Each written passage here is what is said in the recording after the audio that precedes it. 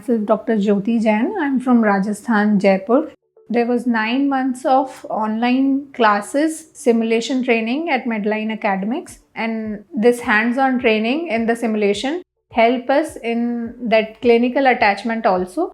When we visited the OT, we can very well understand what is the procedure going on and what is to be done next. What I think is it's very innovative, nice, and informative to know the depth of knowledge for each and every case. Daily, we used to present one case before Shantala ma'am in the morning itself. Then we had discussion over that particular case in which dose of the drug, which protocol is followed, and why it is done, to individualized treatment of every patient, which has a different story discussed, why they have done this, why this dose of drug is given, and why they have accelerated it, and what is the protocol, and what is the consent we have to take. Every type of cases, from basic conception IUI to modified natural cycle to recurrent implantation failure cases. The patients who were getting a failure from other centers now have come here for the protocols, and I have seen them conceiving also.